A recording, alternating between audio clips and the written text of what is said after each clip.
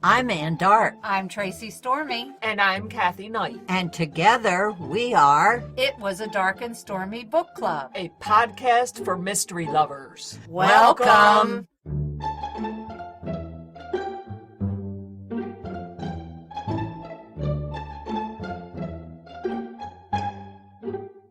If you enjoy our show, please consider contributing to the Dark and Stormy Patreon. By becoming a patron, you will help us create better and quality content. There are also benefits to becoming a patron, such as exclusive content and Dark and Stormy merchandise. Become a supporter at patreon.com/darkandstormybc. Check our website for the link. We appreciate any and all contributions. Thank you.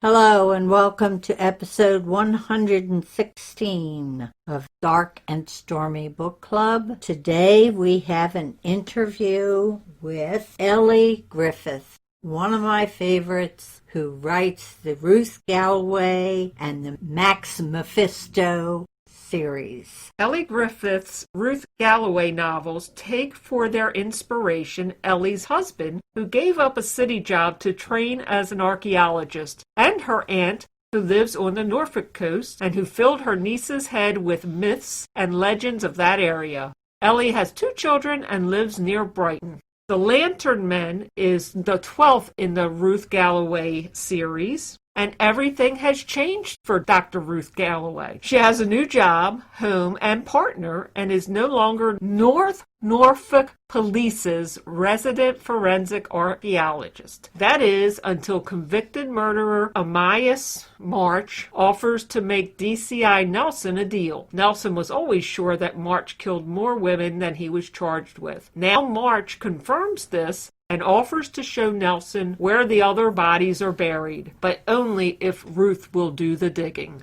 We would like to welcome Elly Griffith, who is the author of one of my favorite series, the Ruth Galloway series, and also she writes Max Mephisto series, which is also very good. Welcome, Elly. Thank you very much. Lovely to be here. Ruth is such a wonderful character. She's smart, intellectual, and curious, but she's not a glamorous character.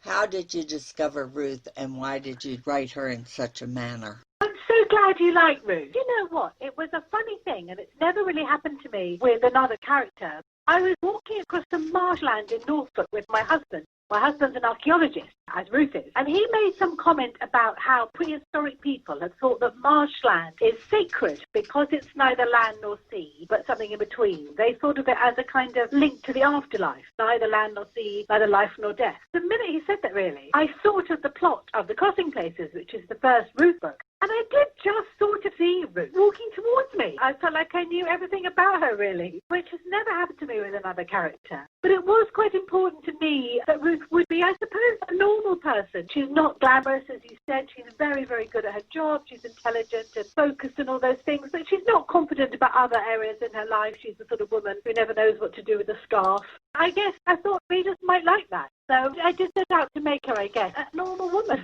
Well, you did an excellent job. I just love Ruth. She's great. It seems that you and Ruth would like her to move on from Nelson.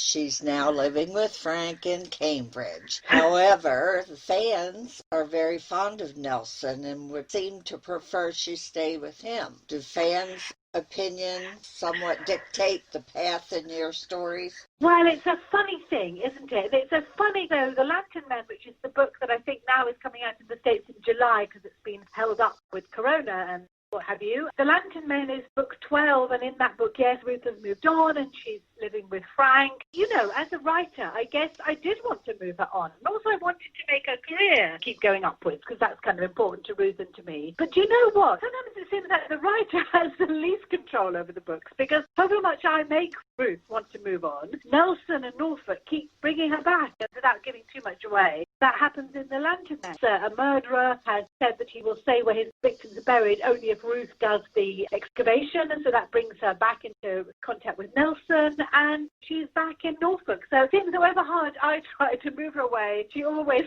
comes back, really. Don't give up hope is all I'm saying to people who love Nelson. I love Nelson, too. Oh, I'm glad. I like him. I think he's quite a lot like my dad, actually. My dad was not a policeman or anything, but he liked driving fast, and he was this kind of big character, and I think Nelson owes a bit to him. I think he's drawn in so many different directions. He wants to do the right thing, which is right.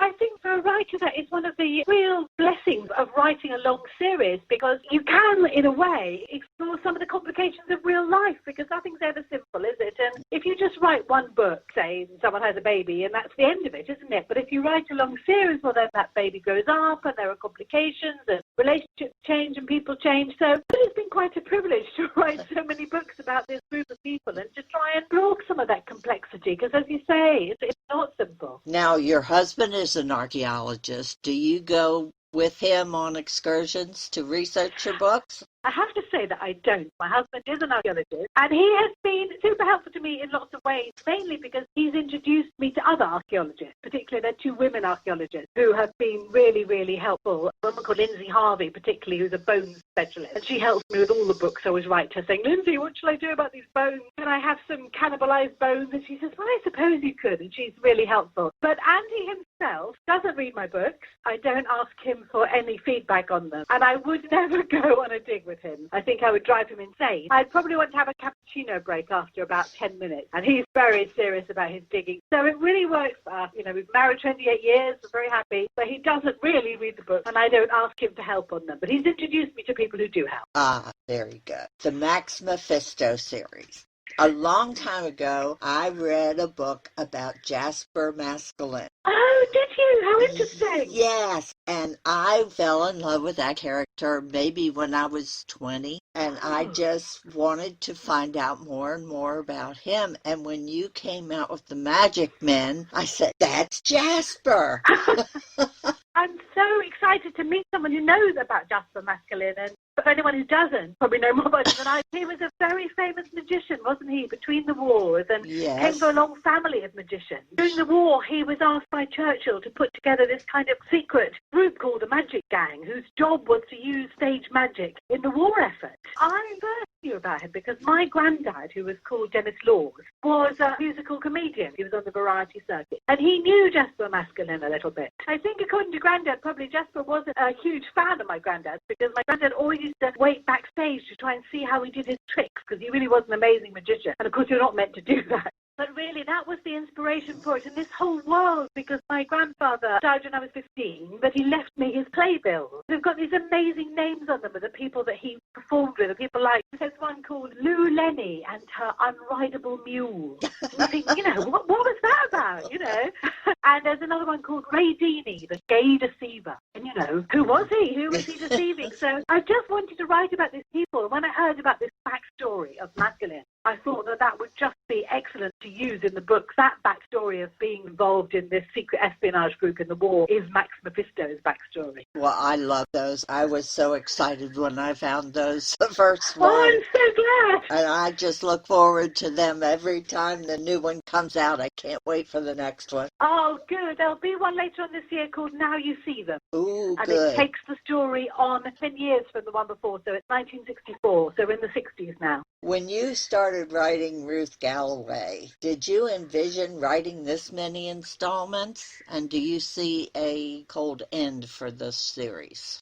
I really didn't imagine writing so many. I hoped there would be, when I wrote The Crossing Places, I did hope there would be like a sequel, and I did kind of end it on this kind of emotional cliffhanger, if you like. So I did hope there would be another one after that one. But I never thought there would be as many as there are. So I'm writing number 13 now. I've got a little shed in the garden where I do my writing. So I'm speaking to you from that shed now. So I'm writing Ruth 13 now. And I suppose all I can say is I wouldn't end the series on 13. But there will be an end, and I can see an end. But I think there'll be maybe 2 more books. I'm not saying definitely, but I can be. It won't go on forever. There will be an end. But I'm not there yet. Well, good. I'm glad, because I look forward to Ruth and Max's book. I hope there's a lot more of both of them. Now, what made you enter the world of children's literature with A Girl Called Justice?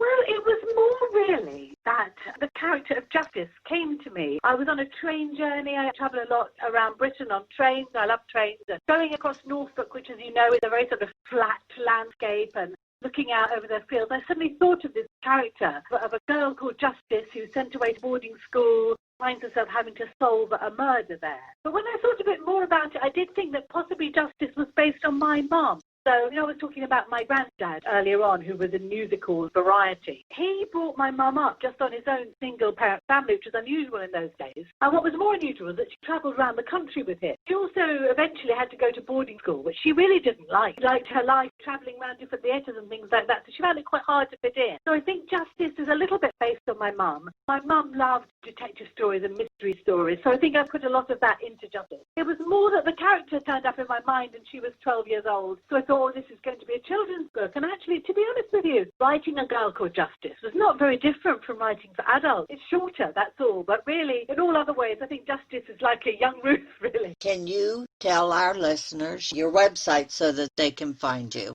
Yes, my website is www.ellygriffith.co.uk, so you can find me on there. And it also has my books that I wrote under my own name, Domenica de Rosa, before I came Elly Griffith. Oh, really? Are they mysteries also? No, they're not. They're stories about relationships, families, that sort of thing. Each one of them does have a mystery element. When you look at the covers, because I don't want to be rude about the covers, they're those covers that have sort of misty-looking women on them and flowers and things. See, there is a mystery element to all of them. I'll have to check those out. Oh, do. So, are you working on any new books that you'd like to tell us about? You said you were writing number 13. Yes. So I'm writing Ruth number 13, which is called The Nighthawk. Ooh. I don't know if it's the same in the States, but in Britain, the Nighthawk is a name that's sometimes given to unlicensed archaeologists, so that kind of comes into the story. So I've also just finished a standalone book called The Postscript Murders, which will be coming out in the States. I'm not quite sure when. So the first thing that you'll get in the States is The Lantern Men, Ruth 12, and then I think you'll get The Postscript Murders, which is a standalone, but it also features Harbinder Kaur from Stranger Diaries. So I hope you'll like that one. It's a kind of a road trip. It's a kind of rollicking story. I hope you'll enjoy it. I look forward to seeing it. Ellie, thank you so much for joining us today and talking about your books. We are big fans, and we look forward to reading The Lantern Men and the standalone when it comes out. Thank you so much. I love your book club, and it's wonderful to talk to everyone on the podcast here. So thank you so much. Thank you for your support. It's lovely. Thank you. You enjoy the rest of your afternoon. I will. You too. Thank you, Ellie. Thank you. Bye-bye. Well, I'm a big fan of Elly Griffiths. I just love her books. I've loved the Ruth Galloway series since it came out. Then I discovered the Max Mephisto series. That is just as good, just a little bit of a different area to work with. Well, I think one of the reasons why Elly Griffiths are so well done and so popular is that a lot of books that are serialized seem very formalized. Ellie's books are very fresh. You can rely on the characters, but the story is always, she takes it in a new direction. There's always something new to the book. So I think that's why people like reading her, because they always are going to be entertained and enjoy what is in the books. I like the fact that her series have unconventional detectives, so to speak. Ruth Galloway is an archaeologist. That's not the first profession you think of when you think of a mystery solver. And the other series that Anne mentioned was Max Mephisto. He's a magician. You're really coming from very unique perspectives when you read her books. Yes, you are, and they're excellently planned, written. They're a wonderful read. Every one of them is. Now, I will have to say that when you read both of her series, that I would recommend starting from the beginning, because she gives you a lot of details about the personal lives. Their lives change. I get very involved with all the other characters in the story. So if you want to know their story, the mystery itself will definitely tie itself up in one book. If you'd like to know all about them, I would suggest, and I think the Ruth Galloway series, I think there's 12 in that. So it's not too bad that if you went back and started from the beginning, you will not be disappointed. Max Mephisto, the same thing. It's a little different, but it's very, very well done. Now, there's a wonderful series that's on YouTube now, but it was on British television for years called Time Team. I watch almost every episode they come out with. This was a program in England that went to different areas and dug. They found